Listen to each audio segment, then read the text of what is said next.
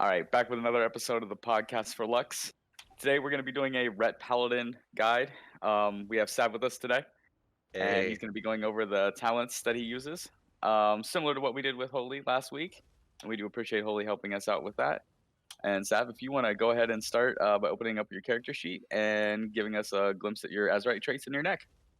alrighty. So, basically the main build that you're going to be looking at is going to have very linear Azerite traits. So what I'm doing with this sort of set it and forget it, one-stop shop, always use this if you can, Retribution Paladin build, is basically a mastery build focused on maximizing your damage from Light's Decree. So you'll see these two Azerite traits on this piece here. Avenger's Might, when Crusade is active, or Avenging Wrath, if you have that talented, your mastery is increased by 857, and that stacks, right?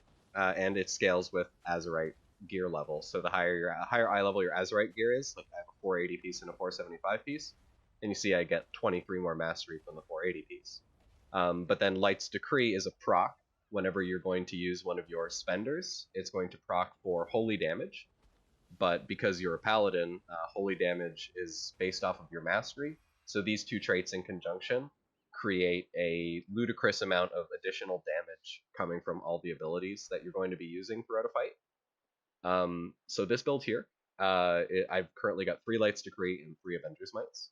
So that's sort of like the god combo setup.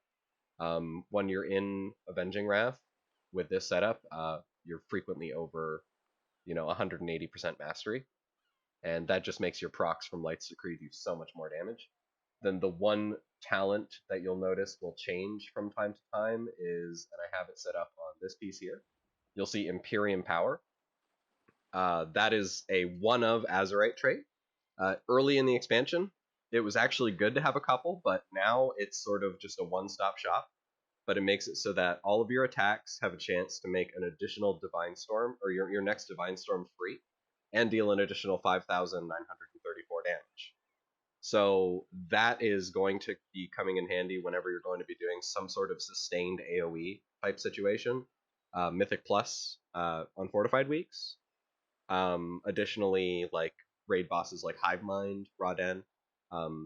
Unlike some classes, Ret Paladins actually get benefit from using their AoE abilities the moment there is a second target, as opposed to some of those 3 or 4 target caps where you're looking at it and you're like, oh well, I have 5 targets now, I could start using my AoE abilities. The moment there's 2 things to hit, you want to be hitting Divine Storm. So anytime you can see that opportunity in a fight, you probably want the Imperium Power to get those procs, because your spenders just do so much more damage than anything else. And then for the neck, so these are the set it and forget it traits for the neck. This is what I recommend to anybody who just wants to do one build for Ret Paladin. The big thing is Vision of Perfection Major. You'll never get a better Major Essence at this point, since you have so much value coming from like your main cooldowns. Getting procs of those cooldowns and reducing the cooldown of those cooldowns is just such a significantly larger portion of the DPS than anything else you can use. Breath of the Dying just does a lot of damage. Can't really argue with that. I think Fantastic execute damage. Yeah, absolutely. And honestly, like Ret benefits from the execute window quite a bit, because you get your Hammer of Wrath up all the time, and then also this is just proccing like crazy and doing tons of damage, and it's just a beautiful, beautiful thing to use, even in dungeons, even if it's only hitting one target. Very often in dungeon slice sims, I've noticed that it'll sim higher than Purification Protocol. And then Memory of Lucid Dreams. For any build that is sort of mastery based, you're kind of sacrificing a little bit of haste. And haste is a really good stat for Ret early on, but once you start to get to the point where, as you can see, like 93% mastery, you don't really need the haste anymore, because mastery is just going to be more valuable. And Memory of Lucid Dreams just gives you free holy power, which just gives you more spenders. And then Conflict and Strife. Verse is always a good stat. If you don't have Conflict and Strife, the easy shoe-in for like a replacement for this would be Essence of Focusing Iris. So between these two, that's sort of the the third piece of Exodia here for the puzzle. um, but yeah, this one, if you don't want to grind it out, this is almost as good. Okay, and you mentioned that you have 93% mastery. So do you have mastery on pretty much every piece you're wearing to get to that number? Yeah, all but 2 right now. But the 2 that I don't have mastery on have sockets, so they have mastery gems in the sockets. So, and they Oh, also have ineffable truth. So that's another thing, like ineffable truth kind of, I don't want to say it trumps mastery, but like it's still very good to have. And I mean, other than that, 147 mastery, 139, 110, 320, 371, even my trinket has mastery. okay. And what are you recommending as far as corruptions go? I saw that you have like a little bit more variety that you're wearing than most classes do. Yeah. So there's sort of a hierarchy for Rep Paladin in terms of like what is valuable. If you're looking at like top DPS parses for Mythic Raids, you're going to see like people that have only Masterful equipped, and then occasionally you'll see somebody slip in like a Honed Mind. Like today, I actually plan to purchase a Honed Mind and replace this Twilight Devastation. Like I just have a Twilight Devastation right now because it fits in my corruption budget. But ultimately, I'd like to have something mastery based on this item. And honestly, it will sim higher than Twilight Devastation. Not gonna lie. But yeah, like Masterful is sort of your tier 1. Rep Paladins that don't stack Masterful do gain benefit from stacking Ineffable Truth. Ineffable Truth pairs really well with either Mastery or Haste, or really anything. Ineffable Truth is something that benefits Rep Paladins a lot, because depending on the build, you have like several abilities that are always on cooldown. So when that procs, you're reducing the cooldown of Judgment, Blade of Justice, sometimes Execution Sentence if you have it talented, Wake of Ashes, Avenging Wrath. You just get a little bit of everything being reduced at the same time. Also, for dungeons, this ability here, Hammer of Justice, if you have if there's a cooldown reduction talent with Hammer of Justice, and if Ineffable Truth procs, Blizzard chose to not go through with their Ineffable Truth changes. But if Ineffable Truth procs, it stacks with the Hammer of Justice cooldown reduction, and you can get like 3 to 6 seconds between single target stuns when that's live, and it's just absolutely broken. But yeah, so let's have so you're using a quick nav on your weapon, it looks like, and then real quick, just tell us about the trinkets you're wearing. So, more so than anything, the reason that I'm running these 2 trinkets are because they don't have main stat strength. At the point where Mastery is where it's at, when I have 4 Masterful 3s equipped, main stat strength loses a lot of value because all of your damage is coming from your Holy Power damage abilities. So, like Light's Judgment, Hammer of Wrath, Templar's Verdict, and Divine Storm. So because of that, you don't really want the main strat strength if you can avoid it. So Vial of Animated Blood, even though it's a strength on use, it has 240 mastery as the main stat, which is going to help you throughout the fight a lot more than 600 strength will. And then Vita. So a common misconception with Vita is when you sim it, compared to like, let's say, the Black Dragon scale, because you always want a little bit of haste with this build, or any build with Ret. You're always going to benefit from all the stats. But so the Black Dragon scale might sim a little bit higher because the proc rate's a lot higher and it's more consistent, but you can't, doubt the fact that you're boosting all your party members, and if they're using Vitas, they're going to be boosting you. So because of that, it's hard to sim for extra people using Vita in your group, and it usually ends up being that they're within about 200 DPS of each other. Also, main stat haste. So that extra haste throughout the fight, plus getting the benefit of the haste proc on yourself as well as your allies, it's nothing to scoff at. It's just such a huge boost. If everybody in your raid uses Vita Charge, that's like having, a bunch of haste sockets, like basically a haste socket each for the whole raid, right?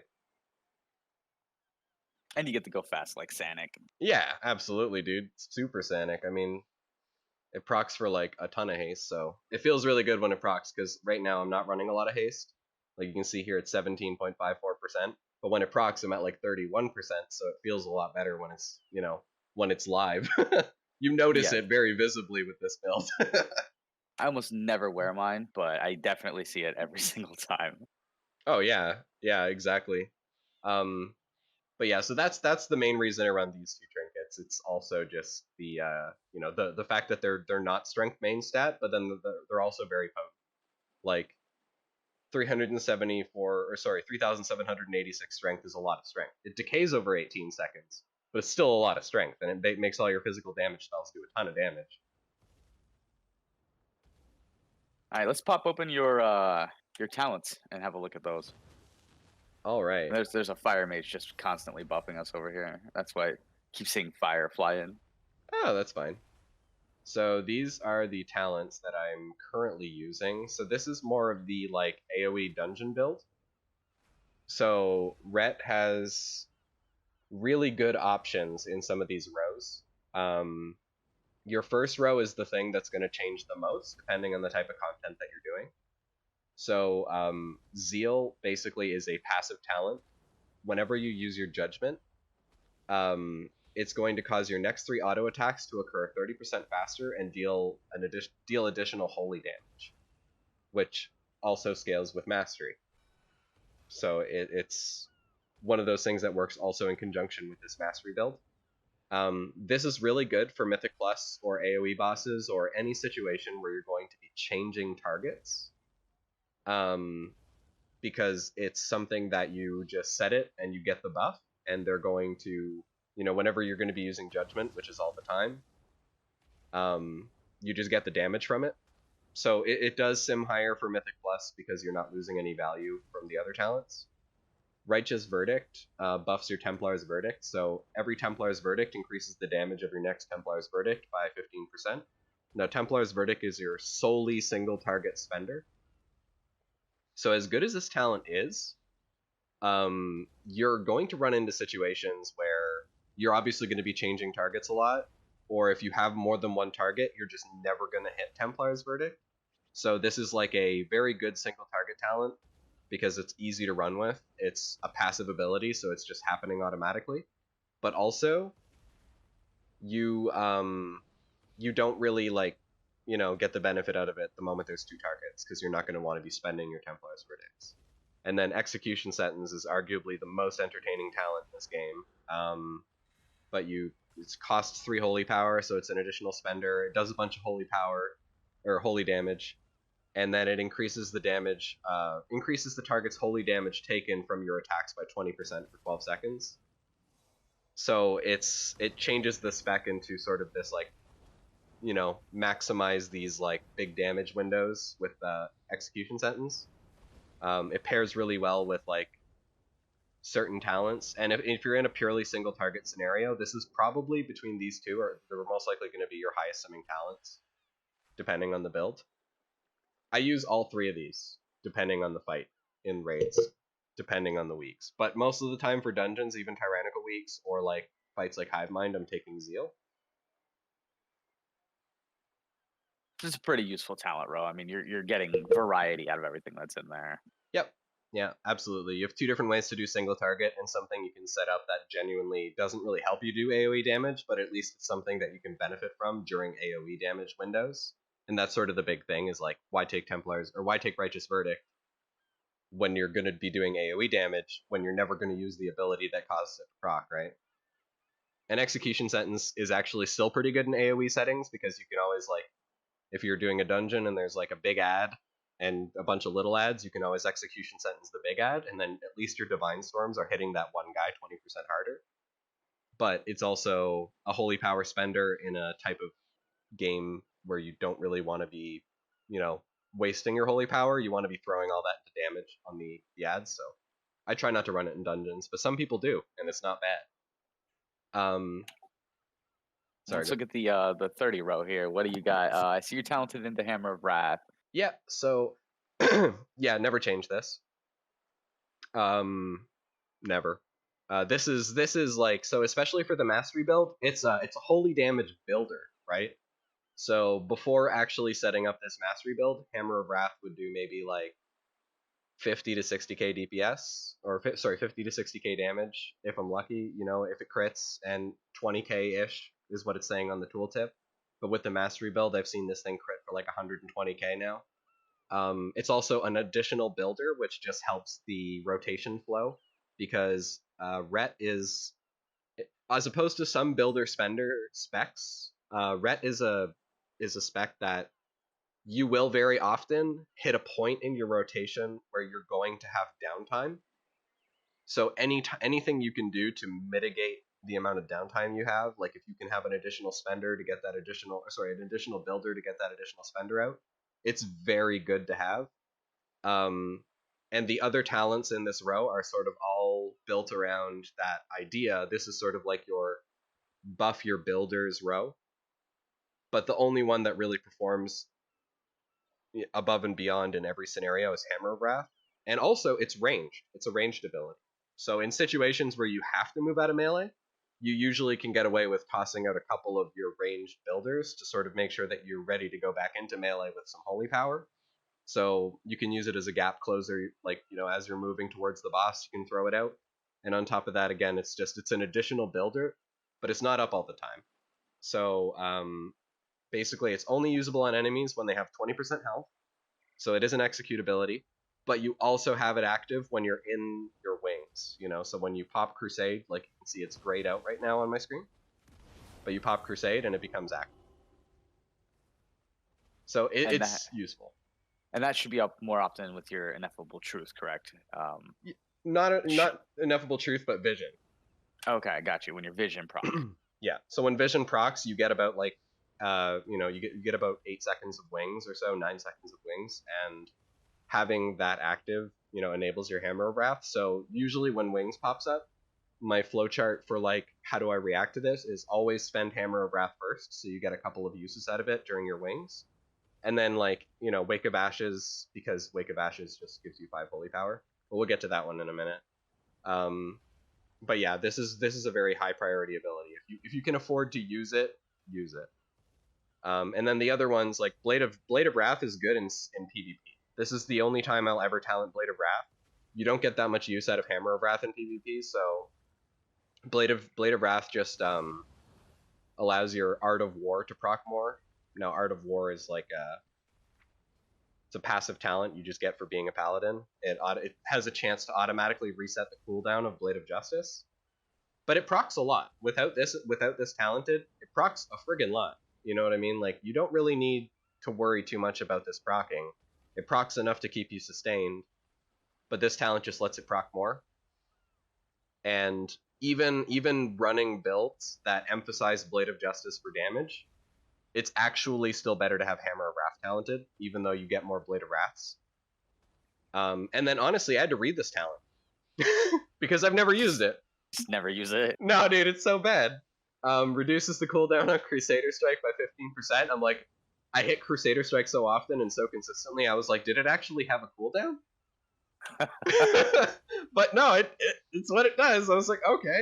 And then it has a chance to make your next holy power spender consume 1 less holy power. And I was like, okay, well, that's cool. But these two are better, and then this one's just infinitely better. You're always going to want Hammer of Wrath. And good news for Shadowlands, that's going baseline. So you just never have to talent it again. You're just always going to have it. Yeah, that's nice. Yeah. All right, so what are we doing at 45? We got Fist of Justice, Repentance, and Blinding Light. Yeah, so this is your CC row. So Rep Paladin is really split up into very specific rows. It's like, but this is the CC row. So Fist of Justice, I talked about this a little bit earlier, but with Ineffable Truth, this is broken. So basically each holy power spent reduces the remaining cooldown on Hammer of Justice by 2 seconds. So every time you use Templar's Verdict, it costs 3 holy power. Well, it's going to reduce this by 6 seconds. But if Ineffable Truth is procced, I don't quite understand the interaction, but it causes cooldowns to reduce 30% faster. So I think it buffs this by 30%. So if Ineffable Truth is live and you have Fist of Justice talented, you'll use a spender and you'll just see the cooldown on your stun go from 40 or 45 seconds, let's say, to 20. And it's just like, okay, nice, thanks Blizzard for not unbreaking my class, I should say. Repentance is if you've ever played a Demon Hunter or a Monk, It's basically the Ret Paladin version of Imprison. But it only works against humanoids, demons, undead, dragonkin, and giants.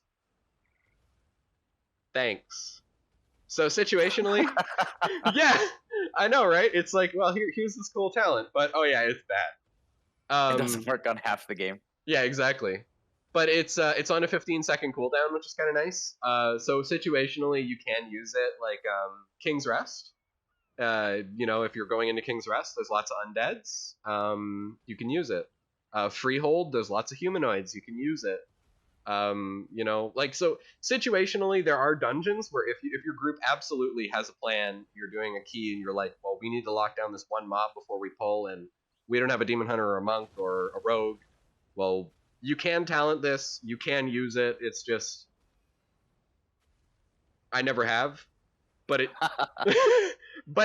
it's actually not bad if you think about it.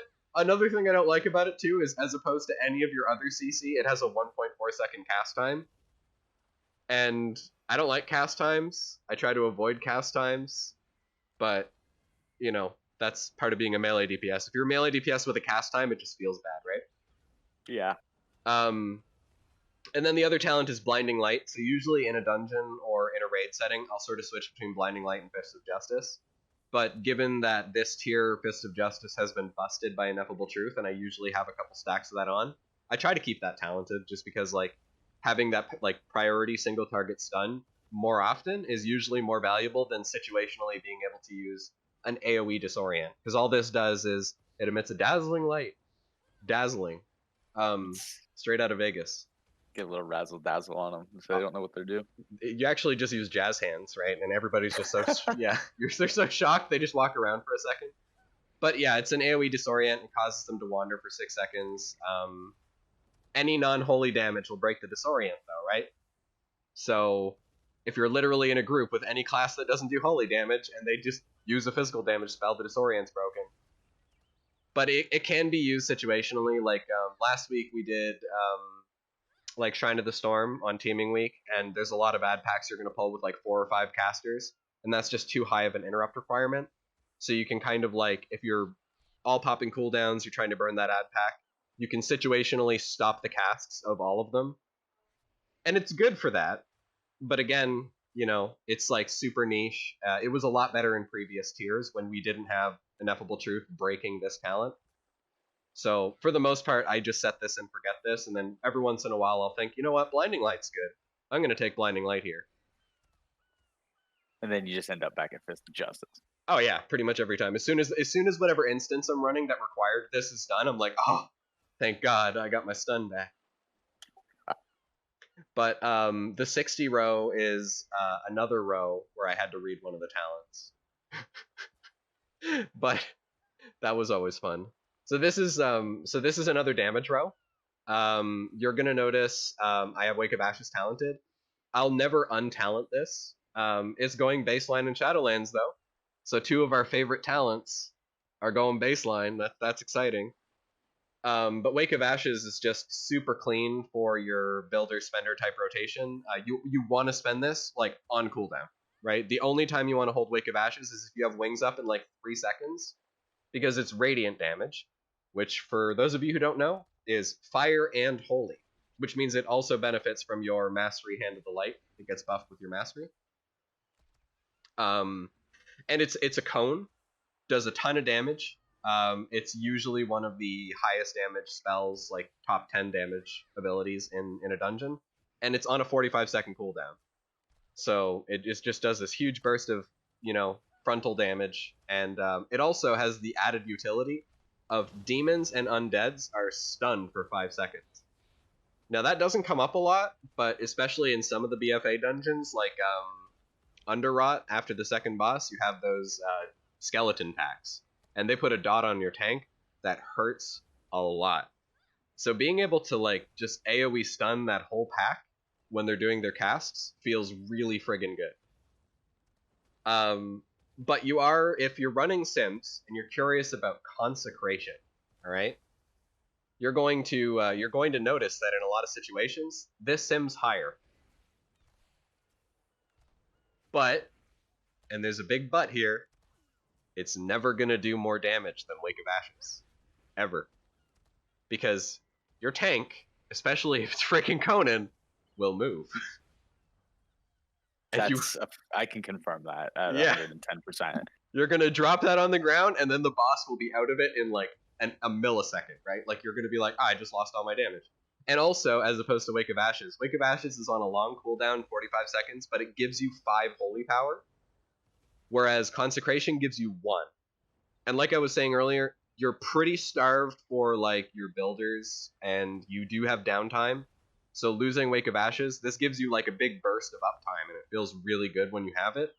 Whereas Consecration only giving you 1 holy power just gives you this steady stream of downtime. And then also you're losing value on the AoE from Wake of Ashes, because like chances are your tank's going to move and it's going to screw up your whole day. But between these two, they're both good options. Like, I've used Consecration to some, success in the past, like certain raid bosses that don't really move. Like last tier in Eternal Palace, I used it a lot for Radiance of Ashara, because she literally doesn't move, right? She's in the middle of the room. So every time you hit Consecration, Conan can't move it out of its little hole, so you're going to get your damage, and it worked well. But there's very few situations where that's going to be, where that's actually going to be good, right? And then this, I had to read this. So I don't get it. Each enemy hit by an ability consumes holy power. That consumes holy power will increase the damage of your next judgment by 20%, stacking up to 15 times. I don't doubt that there's somebody out there who tried to make this work, but as much damage as Judgment does, because I'm pretty sure it's like one of your higher damage spenders, like actually with before I had the Mastery build set up, Judgment would consistently out DPS Hammer of Wrath. Now it's sort of flipped to where Hammer of Wrath comes out ahead. But like, as good as this is, Judgment isn't your main damage ability. And as much as I really want to make a meme build that tries to get like benefit from this, I highly doubt that it's worth it.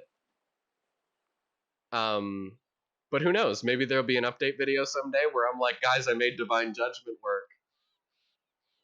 I did it. But either way, world first using Divine Judgment. Oh yeah, I'm gonna kill N'Zoth with that talent. I'm gonna one shot him, dude. I'm gonna throw Judgment, and he's just gonna be like, nope. Just to skew the logs for everybody else who goes and looks. Yeah, exactly. I'll be like top 100 parses, and they're gonna be like, this guy ran Divine Judgment. But yeah, like I don't doubt that there's a way to make it work. I just I haven't found value in it in dungeons. I haven't found value in it in PvP, and I haven't found value in it in raids ever. But then again, I've also never talented it, so I highly doubt it's actually a usable build. But it seems cool. But I don't even have enough patience to try to make that work. So what are we doing at 75? Like I see that you're talented in the Cavalier to be a speedy boy. And is that the only thing there? Is that a whole movement row, or this is a 2 out of 3 talents are good row, and then the third talent's also kind of good in PvP sometimes. So I'm talented Cavalier because I kind of we were doing Vexiona, and I just sort of talented into it, and then I was too lazy to change it.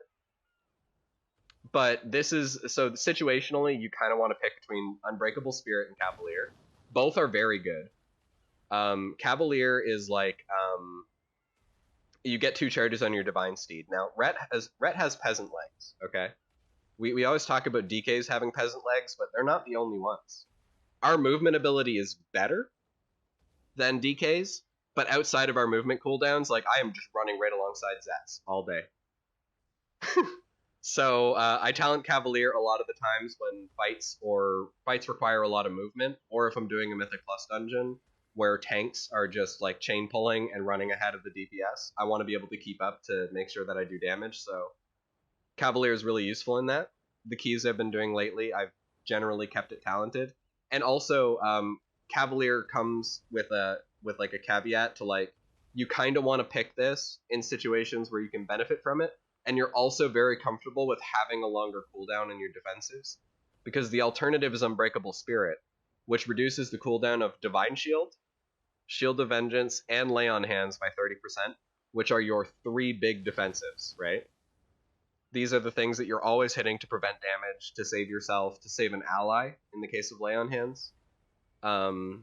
Like Divine Shield, Shield of Vengeance is it's a barrier of light that absorbs 158,000 damage for 15 seconds. It's on a 2-minute cooldown, and when the shield expires, it does a bunch of holy damage. So it's a very, very good like defensive talent that you want to be using. And taking Unbreakable Spirit, you have it every minute and a half as opposed to every 2 minutes. And then Divine Shield is, everybody knows it. It's your bubble. You just get full immunity and you can keep DPSing.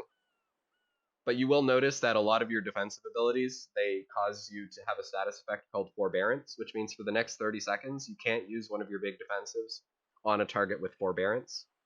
So, like, you can apply this to other people, too. So if I lay on hands Conan, because he's, like, dying, right? Well, in raids, Chumpo, our Holy Paladin, can't also lay on hands Conan, like, immediately afterwards. I put that status effect on Conan, so Chumpo has to wait 30 seconds. One paladin at a time. Yeah, basically. But the same goes for like really oh shit situations. If I bubble, but then I need lay on hands shortly afterwards, I'm basically screwed. But between these two talents, I'd say that like once you're comfortable, if you're comfortable in the content you're doing, not having the shorter defensive cooldowns, you're gonna benefit from Cavalier more if there's movement involved. But otherwise, if there's like a ton of damage always coming out, you just need those shorter cooldowns. You can manage with 1 stack of Divine Steed and just take Unbreakable Spirit, because it's only on a 45-second cooldown. And then the last one, Eye for an Eye. Basically, if you queue into PvP and you see an Arms Warrior, pick this. Because it gives you 35% damage, physical damage mitigation, and every melee attack against you does 3,998 physical damage back to the attacker. It's like a shield, like a wall of shield, or wall of swords, and when people punch you, they get cut, But just again, give the wounds back. Yeah, you throw them wounds back at the Arms Warriors, but that's basically it. When I queue into PvP, if I'm doing Arena and I see an Arms Warrior, I'm like, oh dude, it's an eye for an eye type game. But other than that, I'm usually using like Cavalier in Arena because, there's a lot of classes that have a lot of slippery movement abilities, and, like I said, you got peasant legs, so if you can mitigate that, then it's pretty good. And then I see at 90 we're at Word of Glory. Yeah. So I got this talented because I was doing some dungeons. Word of Glory is like so good in dungeons. So basically it's a holy power spender. It costs 3 holy power, and it heals a friendly target and the 2 most injured targets after that friendly target. For like right now it's 83k, but like when I pop my wings, it's going to turn into 160k because as a paladin your heals are mastery based. So it's a lot of healing, right? And in a dungeon group, being able to heal 3 allies for like basically a third of their health is huge. There are definitely some weeks that like I know we've ran instances and you're helping out the healer get the group topped off so that we can just keep going with that. Yep, and it has 2 charges. So in really oh shit situations, you can like, Wake of Ashes, Word of Glory, Judgment, Word of Glory, and like just basically full heal 3 people in your group. So it's super, super helpful. Like I've used that talent to a lot of success in the dungeons this season. And if you're playing Ret Paladin in dungeons, like doesn't matter what the affixes are, there's probably going to be a few times where Word of Glory is going to come in handy because the alternatives in this row aren't very good. So Selfless Healer, that's what a lot of paladins will use for raids. We have ludicrously good healers, so I actually genuinely just keep Word of Glory on. It's a DPS loss because you're spending 3 holy power, but Selfless Healer, what it does is every holy power spender you do buffs your Flash of Light, which is your single target heal, right? By 25% and reduces the cooldown by 25%. Oh, sorry, buffs the healing done by 10% and the cooldown by 25%. Anyways, and it stacks up to 4 times, so eventually it's free, right? And then your Flash of Light is going to heal you for like 40% more, and it's going to be free. So it's pretty good. It's a good self-healing raid talent. You can use it to save people. You can still target other people with Flash of Light. It erases the cast time. My bad. Not the cooldown. It erases the cast time. Yeah, it's definitely a usable talent. Like I can definitely see where people are using it, especially if you have weaker healers around you and you need a little bit more self-healing. Like you said, we have pretty strong healers around us most of the time. So being Yep. able to kind of AoE heal a little bit, just to help out in general with Word of Glory is probably going to give overall raid benefit. But if the healers were a little weaker and you needed a little bit more, especially being in melee on fights like Hive Mind, where you're pretty much sentenced to stand in pools of stuff, it's probably pretty good. Yeah, like Word of Glory comes in handy in like situations in raid where you can like literally save somebody's life, and I can honestly say that I use this to save people pretty often. It's usually my main healing ability. Selfless Healer, the reason why it's such a big raid talent is just because it doesn't use holy power, so you don't lose DPS, right? And that's basically why like 98% of Ret Paladins are probably using this in raids, just so that they can like say, screw it, I'm not gonna spend holy power on healing, I'm gonna spend it on damage. But situationally, like being able to throw out, basically what can be 600k healing with Word of Glory, or like 500k healing with Word of Glory, is nice. But I mean, I don't know. Realistically, I should use this more in raids, but I'm a lazy person, so I just keep Word of Glory on 99% of the time. And then this is bad. It's a spender. It costs 5 holy power, so your whole bar, you have 1, 2, 3, 4, 5 holy power, so you have to build the 5, and then use this, and it doesn't do that much damage. But technically in PvP it can be fun, because if you're playing with a rogue, the damage is increased by 50% when they're stunned. So you can kind of coordinate that with your partner, be like, hey, I'm going to build the 5, I'm going to pop wings, I want you to stun that guy, and I'm going to hit him with Justicar's Vengeance. And you just like execute one-shot that guy, right? But it's super niche. You might sim it, and it might sim higher for you, but I was actually, I think, can't remember who I was talking to that was using this talent not long ago, but I just asked them, I was like, how many times in the like 4 months that you've had this talent on have you actually used it? And they're like, I don't know, like 1 or 2. I was like, exactly. Like, take one of the healing utilities over this every time. It's just not worth it. It's a bad talent. Yeah, it doesn't look great, to be perfectly honest with you.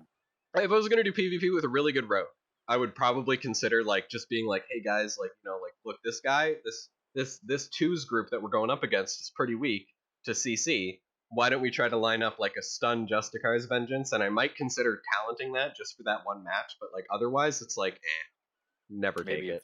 Maybe if the Slender Man ever comes out of retirement. Oh yeah, dude, if the Slender Man comes out of retirement, I'm just gonna never take that talent off. People getting executed. Yeah. So what's on the last row here? Go through this real quick. So this row was where the BFA adventure occurred, right? Like, and I mean that wholeheartedly, because throughout BFA I've used all 3 of these talents. They're all very good, so I'll read them out first.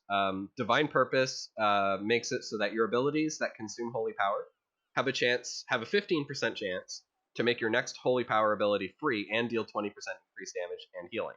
So that works for Word of Glory with the healing side, as well as like your Templar's Verdict and Divine Storm or Execution Sentence. So it's a good talent, right?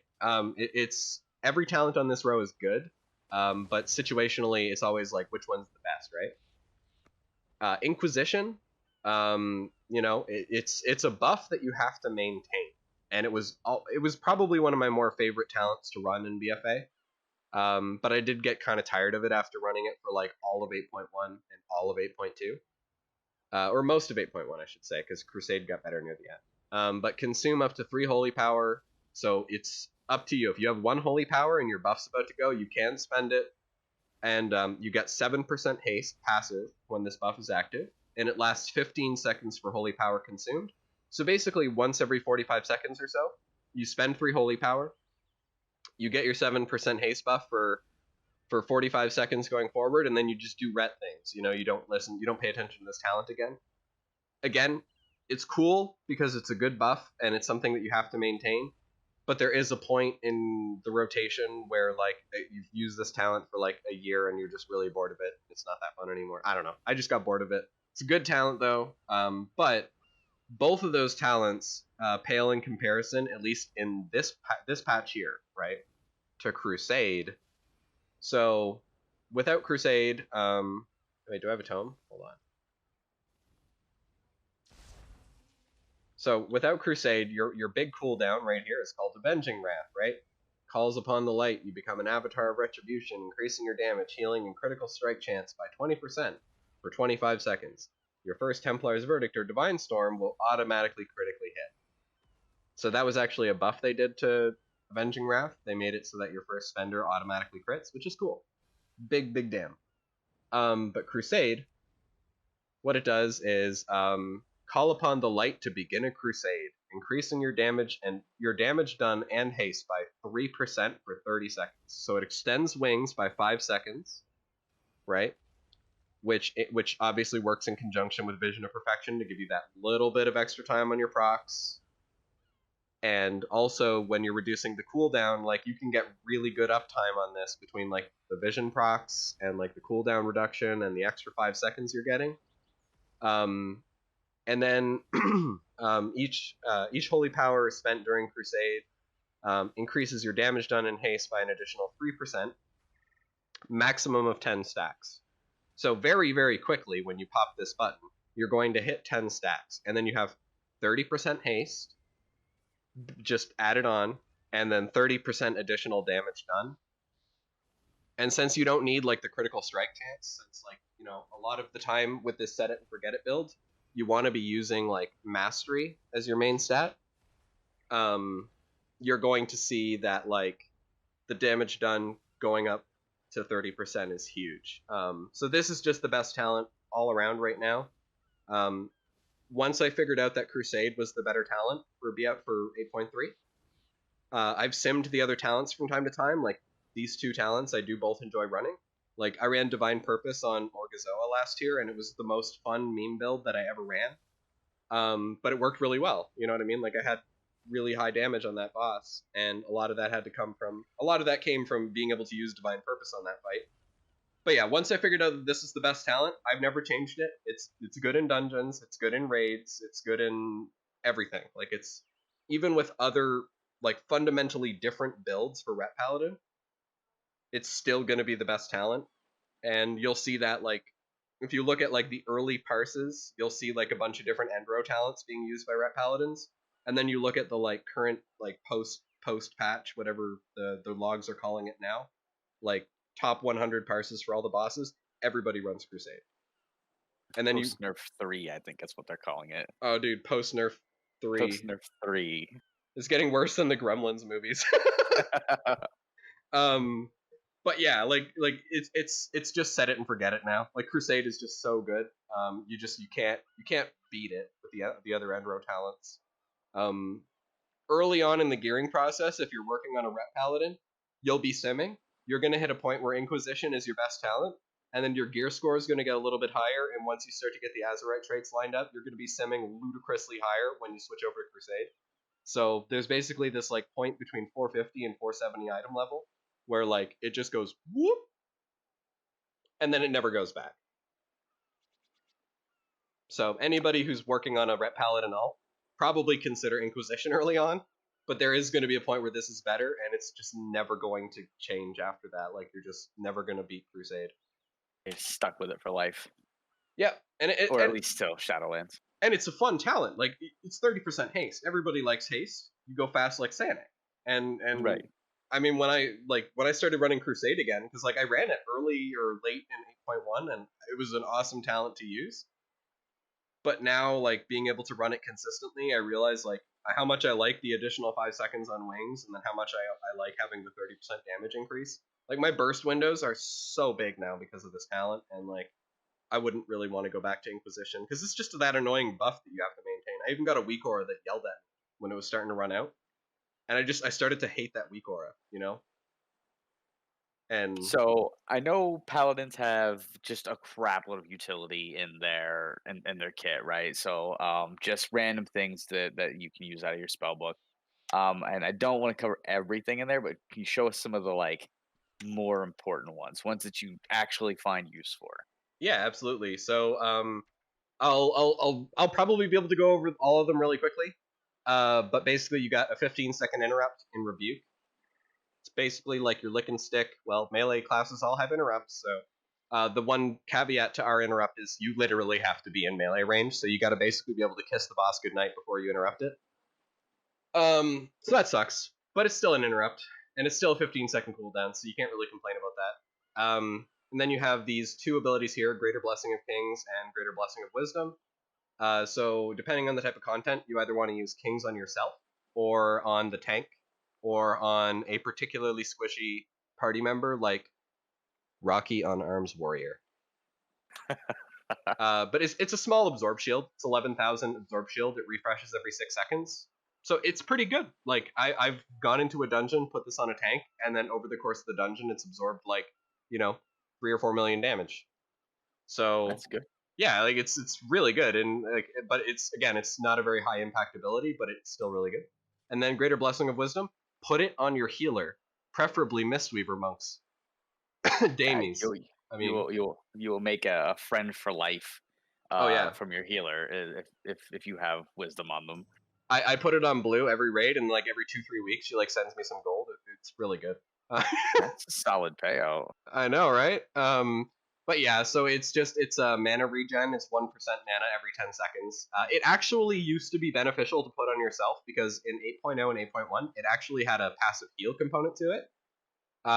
That is no longer the case. Like, it used to heal you for like 4 or 5,000 every 10 seconds, but that's gone.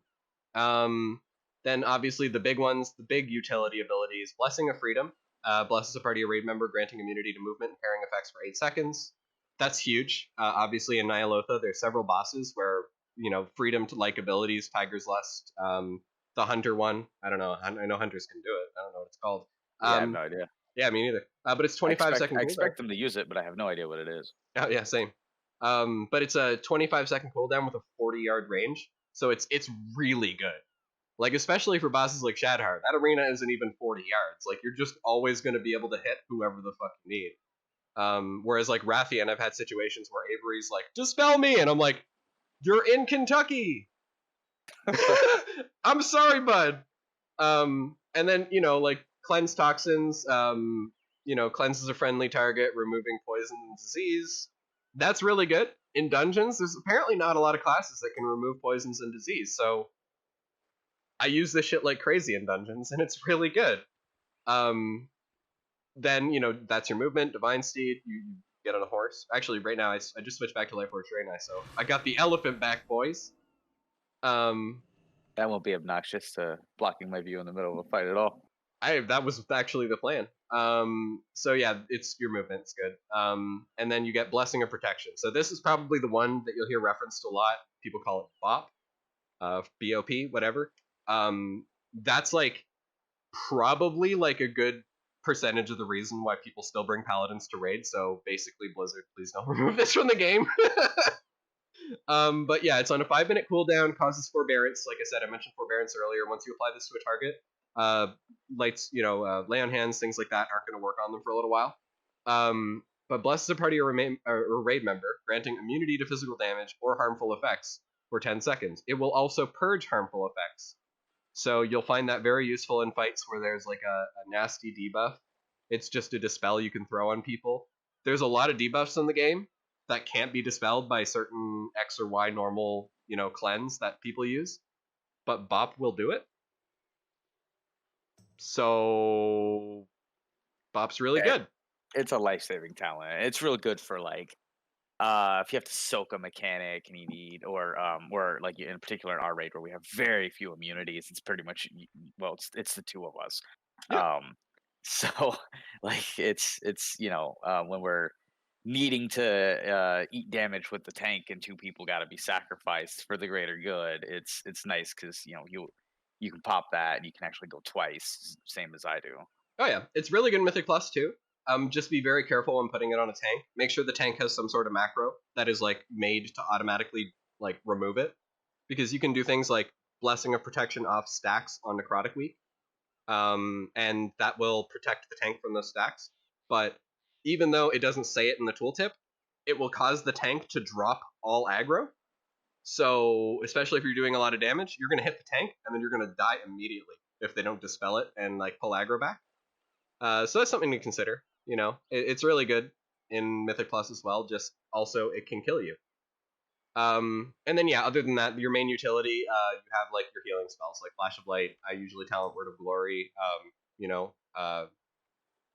Lay on Hands, big heal. It heals for your health. Right now, I have 528,000 health with this gear on, so that's a lot of healing. You just throw it out on somebody and you're like, hey, you're full health again. Saved people in raid with it a lot of times, saved people in dungeons with it a lot of times. It's just really useful. You do have a res out of combat only. Unfortunate.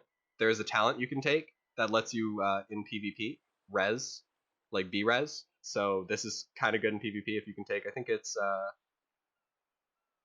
I don't even know. I don't have talented. Anyways, it's really good. You can just use this as a B-res. You still have to cast it, though. It's 8.5 seconds, so good luck casting that in PvP. I've done it once, and I think that the people who we were playing against, like, actually were like, what just happened? Nobody takes that. And then Hand of Hindrance, very situational, but it's a slow, 70% movement speed. I haven't used that in a raid fight since, like, the second to last boss in BOD, where you have to slow the ads. But 30 yard, 30 seconds cooldown. It's a 70% slow. It's just good. And like I said, utility Wake of Ashes can stun undead and demons. So in a way, you can also qualify this as utility. And then we already talked about the single target stun. You know, it's 6-second stun. Take this of Justice. You get it every like 10, 15 seconds. It's amazing. All right. I think the time has come. If you would like to head to one of the dummies and kind of show off the old washing machine, as we like to call it. Maybe one time kind of slow and kind of talk us through the rotation, and then after everybody's got kind of a clear view of what you're going to be doing, kind of speed it up one time and let them see it in action.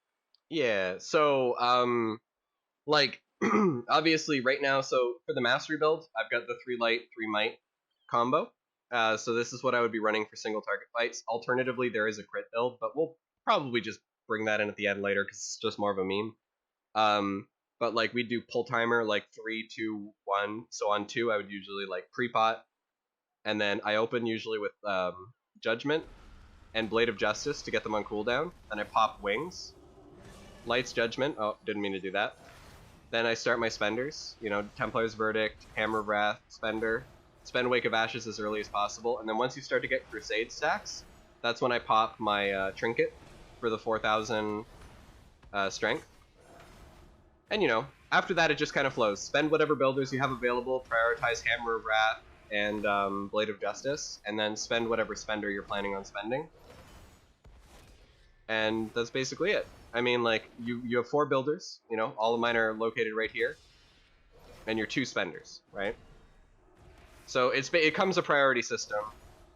The main thing when doing your rotation with Ret is you have your Holy Power. That's your resource. If it's possible, you never want to go above 5. Like if you're at 5, you have to hit a spender. You don't want to be spending builders unnecessarily.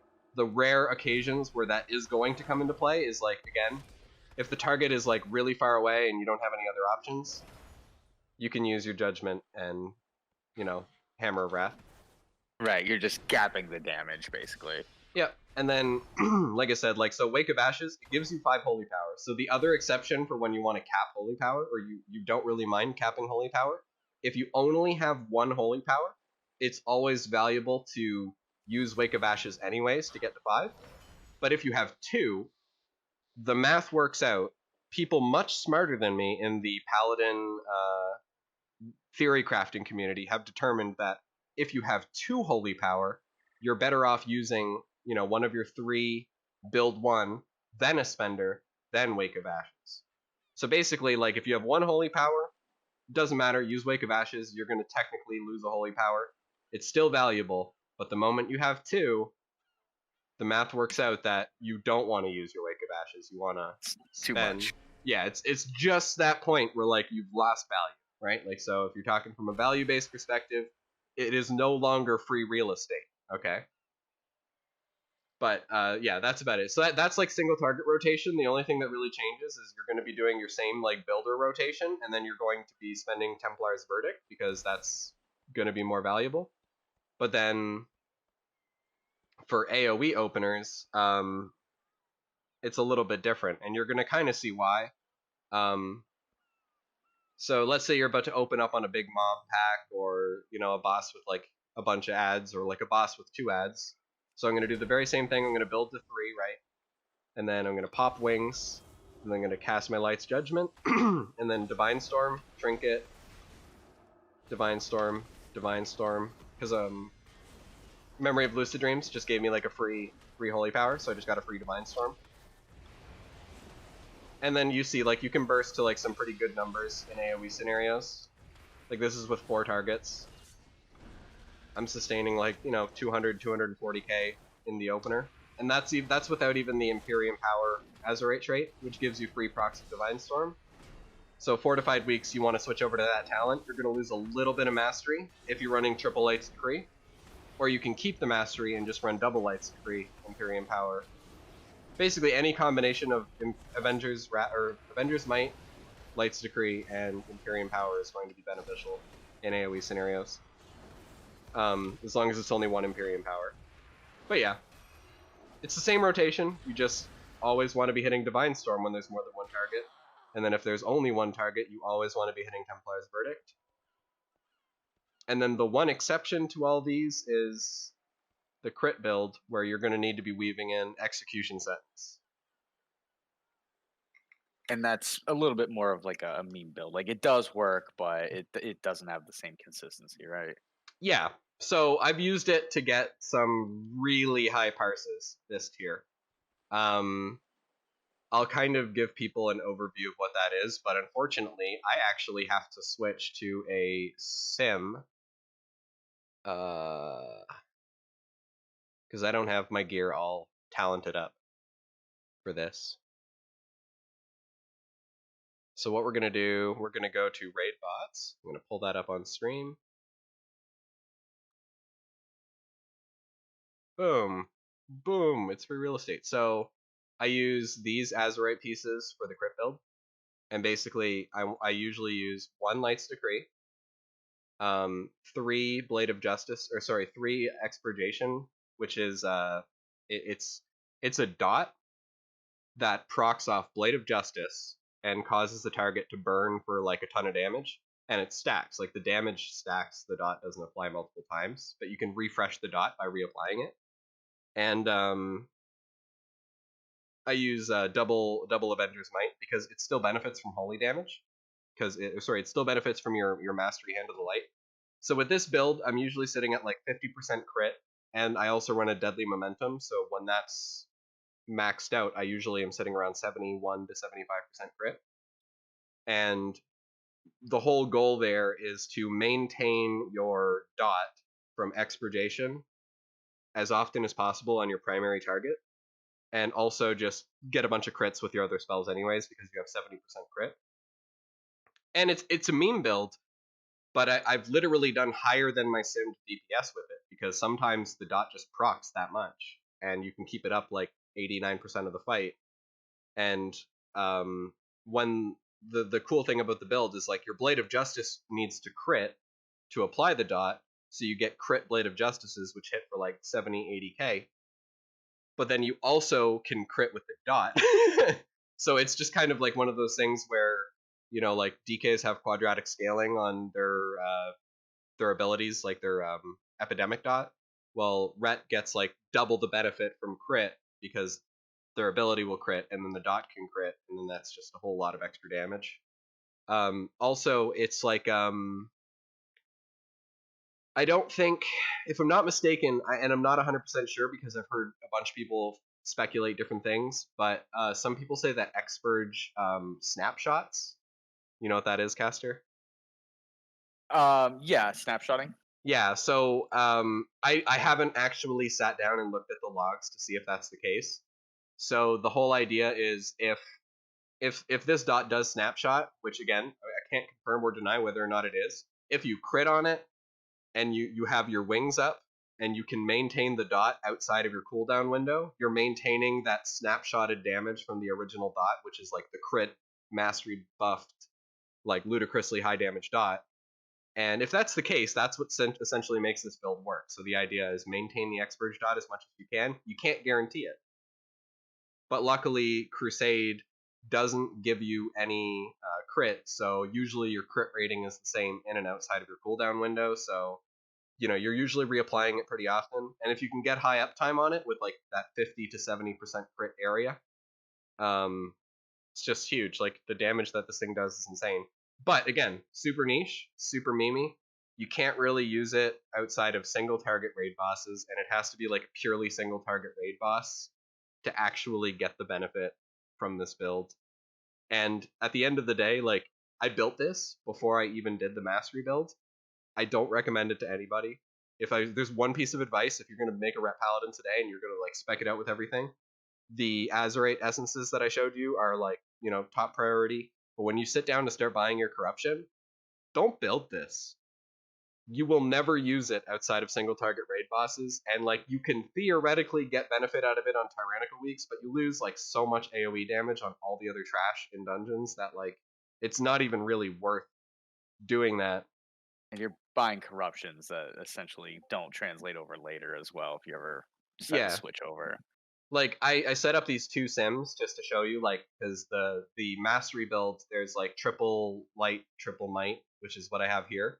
It sims at 123k dungeon slice. And you know, you can kind of see the damage distribution down here. Like Templar's Verdict does about 15% of your damage. That's probably taking into account bosses, because that's when you're going to want to spend it. And then this is like with Imperium power, you get about 1,000 extra DPS throughout the dungeon, but you lose like almost 2% single target damage. But they sim very closely to one another in dungeon scenarios, right? Like it's not a massive difference. So for that reason, like, you know, this is what I recommend doing for tyrannical weeks. Just drop the Imperium power, use the extra Avengers Might. You're gonna hit bosses way friggin' harder. And then, you know, for AoE scenarios, like just like I said, take the Imperium power. Fortified week comes along, use this. The Expurge build, even though you could use it on tyrannical weeks for a dungeon, don't. Just don't. Just don't. So outside of the don't for the crit build, is there any last minute thing that you would like to just say to anybody who wants to play a Ret Paladin, is playing a Ret Paladin, is considering playing a Ret Paladin? Yeah. So if you're looking for a melee DPS class that is very likely to change the way that you play it throughout Shadowlands, I would recommend this class. Ret Paladin right now relies a lot on borrowed power.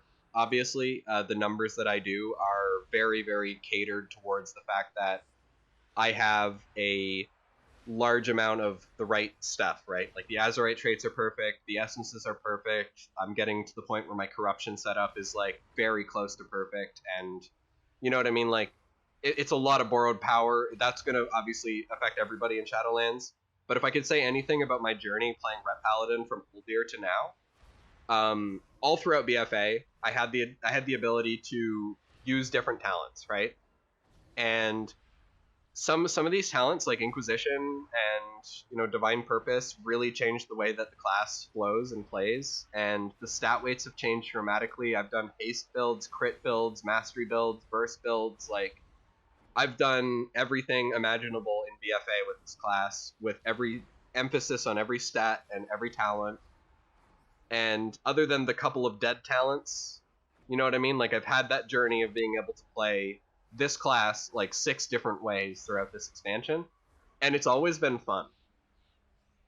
And I have a feeling that Shadowlands is going to be very similar. You know, there's going to be that emergent talent build at the start of the expansion that might change near the end of the first patch, but going into the second patch, stat weights change, and like it's going to change again, and the way that you play the class is going to change.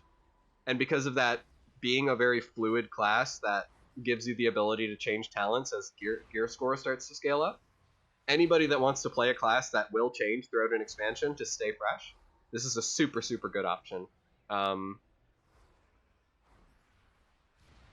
But, you know, join me on Twitter with hashtag fix the covenant system so that this is, you know, still an option.